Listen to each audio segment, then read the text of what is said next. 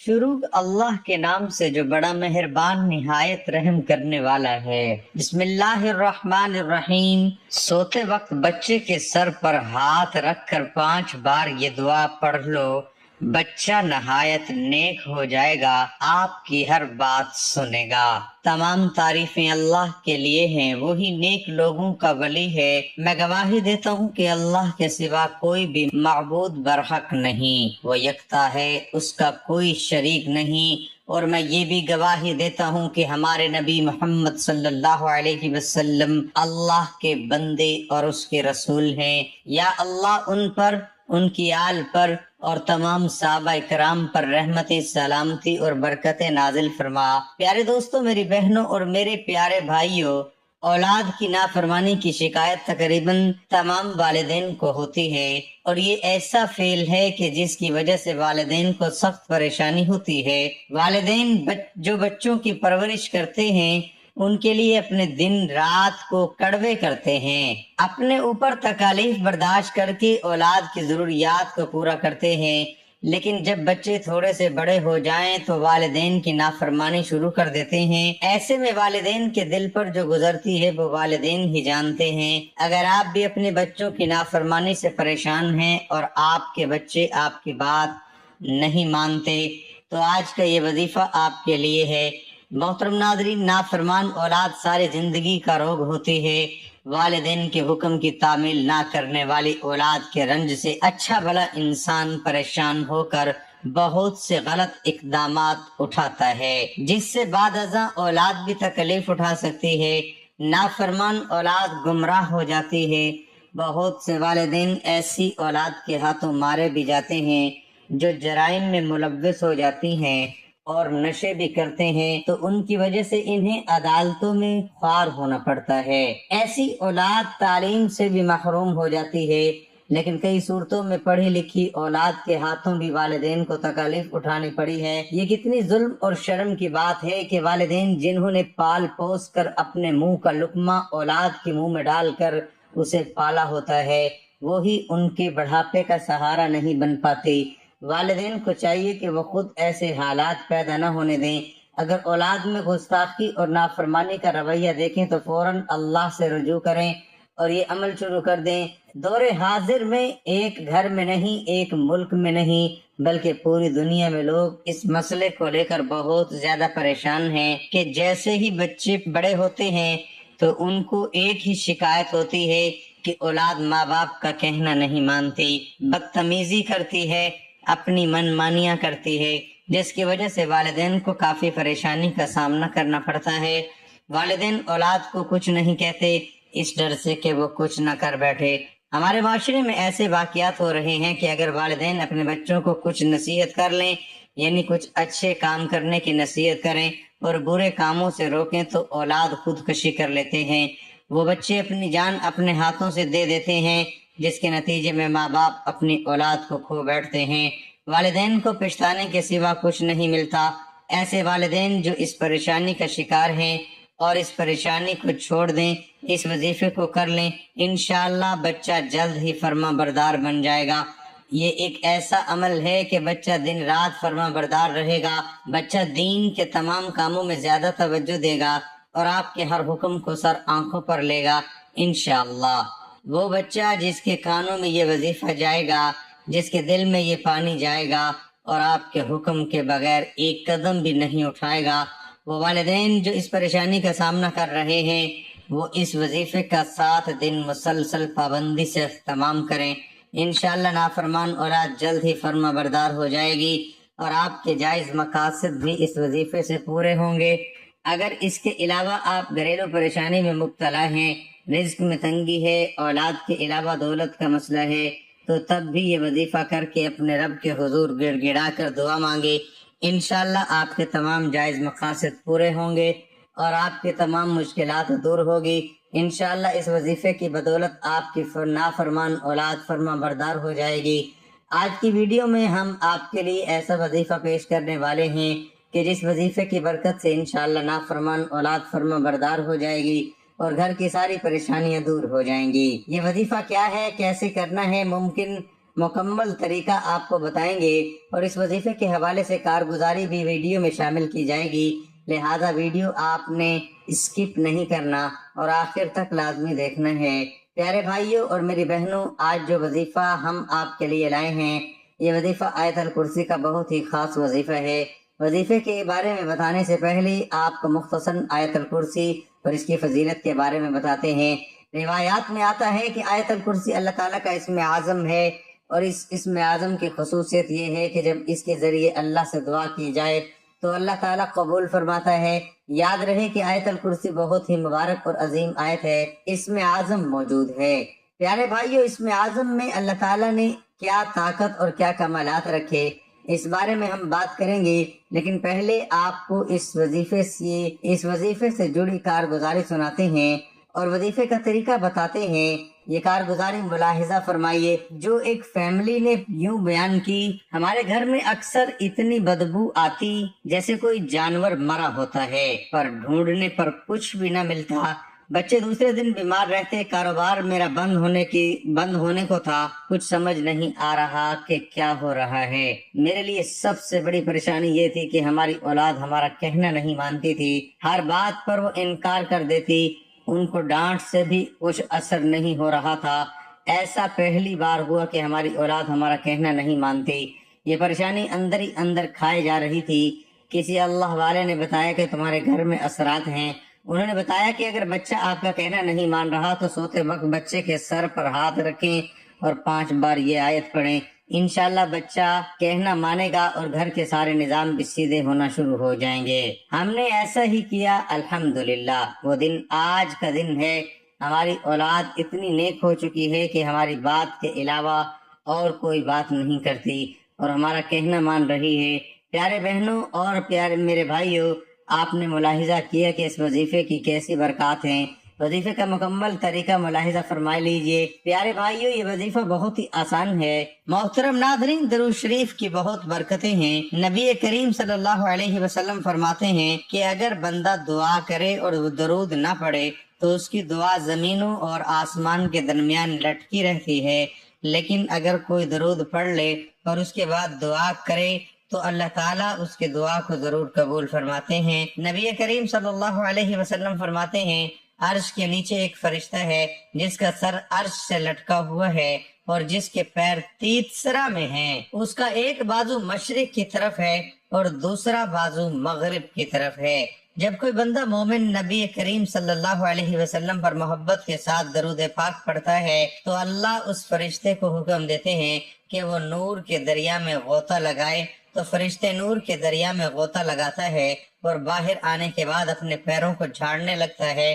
نبی کریم صلی اللہ علیہ وسلم فرماتے ہیں، جب وہ اپنے پیروں کو جھاڑتا ہے اس کے پیروں سے نور کے قطرے گرتے ہیں اور ہر قطرے سے اللہ تعالیٰ فرشتے پیدا فرماتے ہیں، اور جتنے ہزاروں لاکھوں کروڑوں فرشتے پیدا ہوتے ہیں تو وہ سب کے سب قیامت تک اس کا نام لے کر مغفرت کی دعائیں کرتے رہتے ہیں۔ جس کے درود سے وہ پیدا ہوئے ہیں، سوچئے آپ کے درود سے فرشتے پیدا ہوتے ہیں۔ سبحان اللہ، میرے اللہ کی شان۔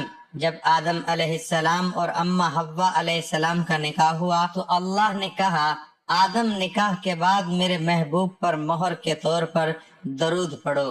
آدم علیہ السلام نے درود پڑھا تو حوا حلال ہو گئی، تو دنیا بحال ہو گئی۔ محترم ناظرین، ویسے تو درود شریف پڑھنے کی بہت سارے فوائدے ہیں جن کو سارا بتانا بہت مشکل ہے، لیکن ہم چند فائدے آپ کو آج کی ویڈیو میں بتاتے ہیں۔ اللہ پاک قرآن کی سورۃ الاحزاب میں مسلمانوں کو محمد صلی اللہ علیہ وسلم پر درود بھیجنے کا حکم دیتے ہیں۔ بے شک اللہ اور اس کے فرشتے درود بھیجتے ہیں نبی کریم صلی اللہ علیہ وسلم پر۔ اے ایمان والو، تم بھی ان پر درود بھیجو اور سلام بھیجو۔ جو محمد صلی اللہ علیہ وسلم اور ان کی آل پر ایک درود بھیجتا ہے، اللہ اس کے اوپر 10 درود بھیجتے ہیں، اس کے 10 گناہ معاف کر دیتے ہیں اور 10 نیکی اس کی لکھ دیتے ہیں۔ درود شریف پڑھنے سے برا وقت ختم ہوتا ہے۔ درود شریف پڑھنے سے بھولے ہوئے کام اور باتیں یاد آ جاتی ہیں۔ درود پڑھنے والے کا قرض جلدی ادا ہو جاتا ہے۔ درود پڑھنے والا نبی کریم صلی اللہ علیہ وسلم کا پسندیدہ بن جاتا ہے۔ درود پڑھنے والے کا دل رحمت اور روشنی سے بھر جاتا ہے۔ درود پڑھنے والا جہنم کی آگ سے بچ جاتا ہے۔ درود پاک کو لگاتار پڑھنے سے سبھی جائز دعا پوری ہو جاتی ہیں۔ درود بھیجنے والے کے دل میں اللہ اور محمد صلی اللہ علیہ وسلم کے لیے محبت پیدا ہو جاتی ہے۔ درود شریف گناہوں کا کفارہ ہے۔ درود شریف سے عمل پاک ہوتا ہے۔ درود شریف سے آنکھوں کو نور ملتا ہے۔ درود شریف پڑھنے سے جنت کے درجات بلند ہوتے ہیں۔ یہ عمل بندے کو جنت کے راستے پر ڈال دیتا ہے۔ درود شریف پڑھنے کی وجہ سے بندہ آسمان اور زمین میں قابل تعریف ہو جاتا ہے۔ درود شریف پڑھنے والے سے آپ صلی اللہ علیہ وسلم محبت فرماتے ہیں۔ جو شخص درود شریف کو ہی اپنا وظیفہ بنا لیتا ہے، اللہ پاک اس کی دنیا و آخرت کے سارے کام اپنے ذمہ لے لیتے ہیں۔ محترم ناظرین، ویسے تو درود شریف جتنا پڑھیں اتنا اچھا ہے، لیکن درود شریف پڑھنے کے لیے کچھ خاص وقت بہترین مانے جاتے ہیں، جیسے کہ 5 نمازوں کے بعد، اذان کے بعد، مسجد میں داخل ہوتے وقت اور باہر جاتے وقت، وضو کرتے وقت اور وضو ہونے کے بعد محمد صلی اللہ علیہ وسلم کا نام لکھنے اور کہنے پر درود پاک پڑھنا سب سے اچھا مانا جاتا ہے۔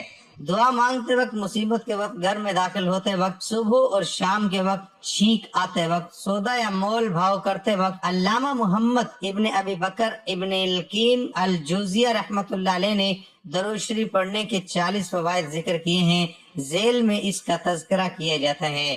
درود شریف پڑھنے سے اللہ تعالیٰ کے حکم پر عمل ہوتا ہے۔ نبی کریم صلی اللہ علیہ وسلم پر درود بھیجنے میں اللہ تعالیٰ کی موافقت ہوتی ہے۔ فرشتوں کے درود بھیجنے کے عمل میں بھی یہ بندہ شامل ہو جاتا ہے۔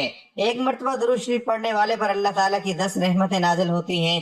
اس کے 10 درجات بلند کر دیے جاتے ہیں، 10 نیکیاں لکھی جاتی ہیں، 10 گناہ معاف کر دیے جاتے ہیں۔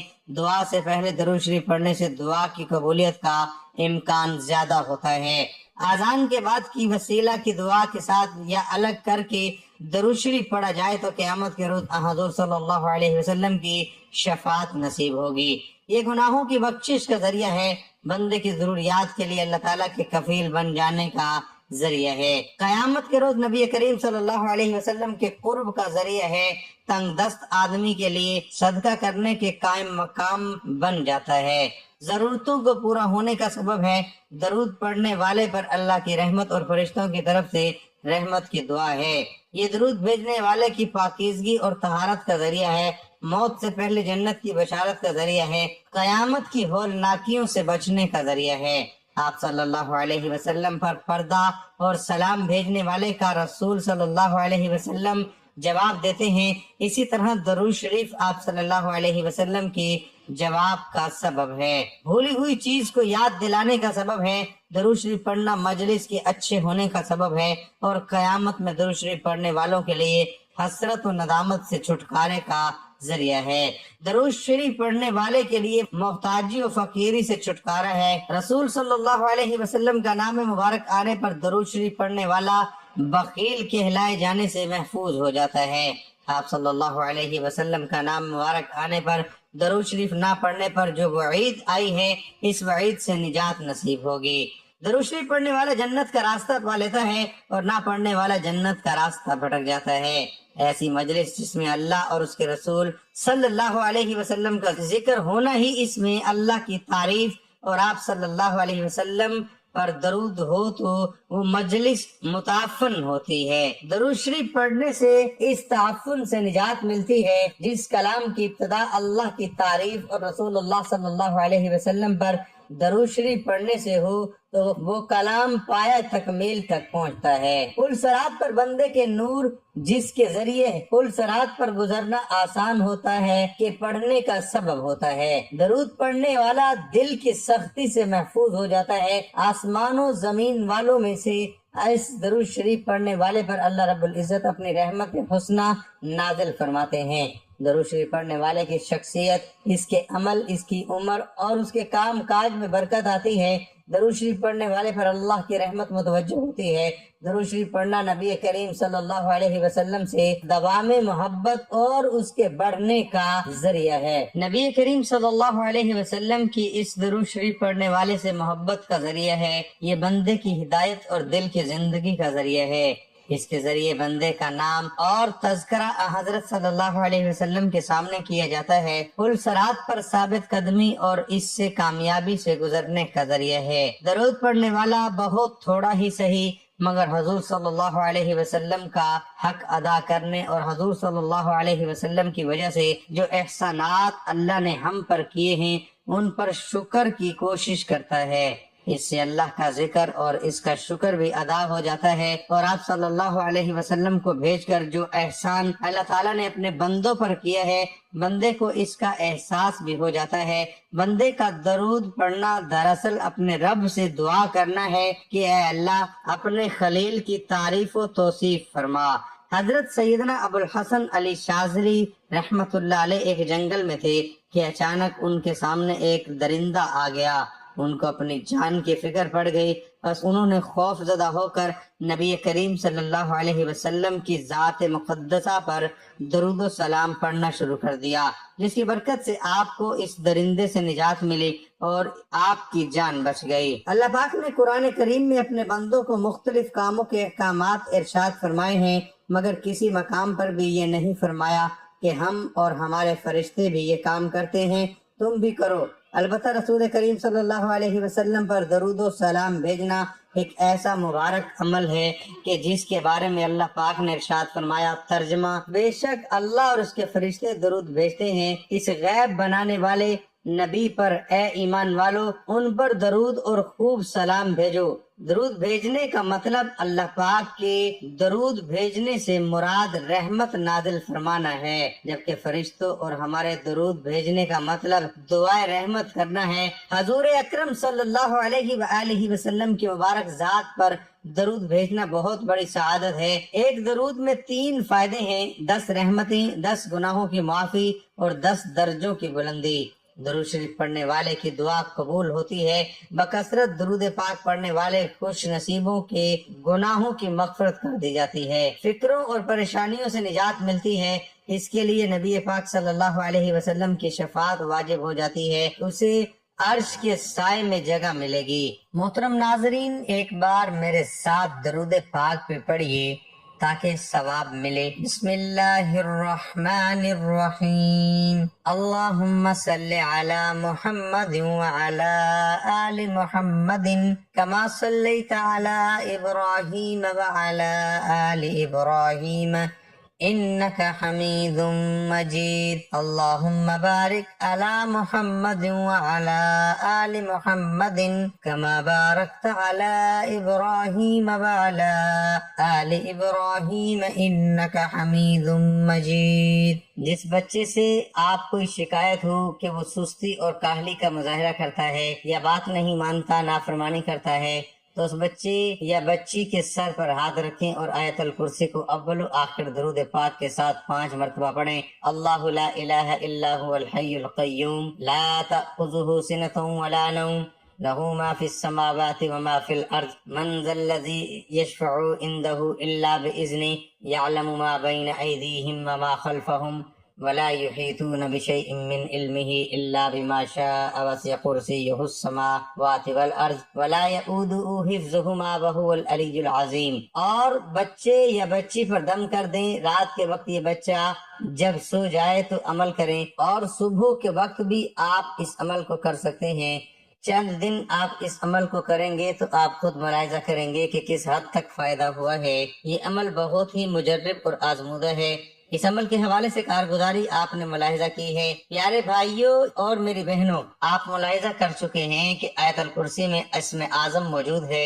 آئیے آپ کو اسم اعظم کی طاقت کے بارے میں چند روایات بتاتے ہیں تاکہ آپ کو اس وظیفے کی طاقت کا مزید یقین اور بھروسہ ہو سکے۔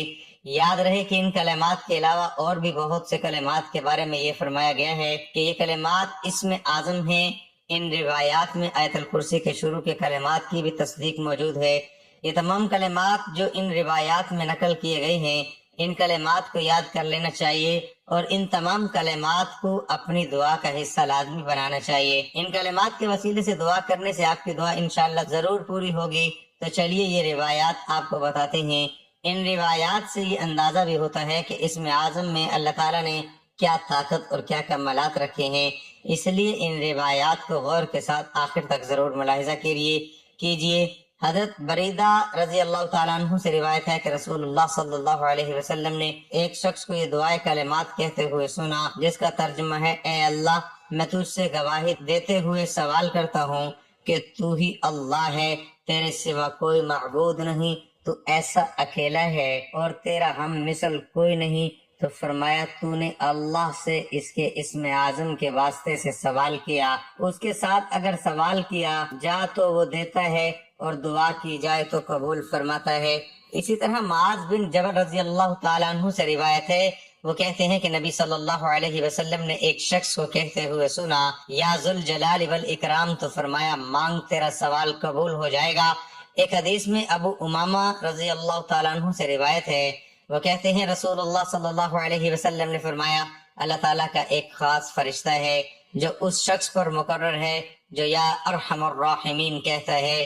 جو یہ 3 بار کہتا ہے تو اللہ تعالیٰ فرماتا ہے: ارحم الراحمین کی تیری طرف متوجہ ہے، مانگ جو مانگنا ہے۔ ایک اور روایت میں اللہ عز و جل سے سوال کیا کہ مجھے اپنا وہ نام دکھا دے جس کے ساتھ اس سے دعا کی جائے تو قبول کرے، تو میں نے آسمان کے ستاروں پر لکھا ہوا دکھایا: یا بدیع السماوات والارض یا ذوالجلال والاکرام۔ اس آیت میں اللہ عز و جل کی عظمت و شان، اس کی پاکی کا بیان ہے۔ چنانچہ ارشاد فرمایا کہ اللہ عز و جل کی شان یہ ہے کہ وہ بغیر کسی نمونے اور مثال کے آسمانوں اور زمین کے بنانے والا ہے۔ اس کی دوسری شان یہ ہے کہ وہ اولاد سے پاک ہے، کیونکہ اس کی اولاد کیسے ہو سکتی ہے حالانکہ اس کی بیوی ہی نہیں ہے، اور عورت کے بغیر اولاد نہیں ہوتی، اور زوجہ اس کی شان کے لائق نہیں کیونکہ کوئی شے اس کی مثل نہیں۔ اور اولاد نہ ہونے کی ایک دلیل یہ ہے کہ اس نے ہر شے کو پیدا کیا، تو جو کچھ ہے وہ سب اس کی مخلوق ہے، اور مخلوق اولاد نہیں ہو سکتی، تو کسی مخلوق کو اولاد بتانا باطل ہے۔ اور پھر اگلی آیت میں فرمایا کہ یہ اللہ عز و جل تمہارا رب ہے جس کی صفات ذکر کی گئی، اور جس کی یہ صفات ہوں وہی مستحق عبادت ہے، لہذا تم صرف اسی کی عبادت کرو۔ اے اللہ، جن کے جو کام رکے ہوئے ہیں وہ پورے کر دے۔ اے اللہ، بچھڑے ہوں کو ملا دے۔ اے اللہ، شادی شدہ جوڑوں میں محبت اور خلوص پیدا کر دے اور ان کی زندگیوں میں برکت ڈال دے۔ اے اللہ، تمام لڑکے اور لڑکیوں کے نصیب اچھے کر دے۔ اے اللہ، جو قرض کے بوجھ تلے دبے ہوئے ہیں ان کا قرض جلد سے جلد ادا کروا دے۔ اے رب العزت، شیطان سے ہماری حفاظت فرما۔ اے اللہ، حلال رزق کمانے کی توفیق عطا فرما۔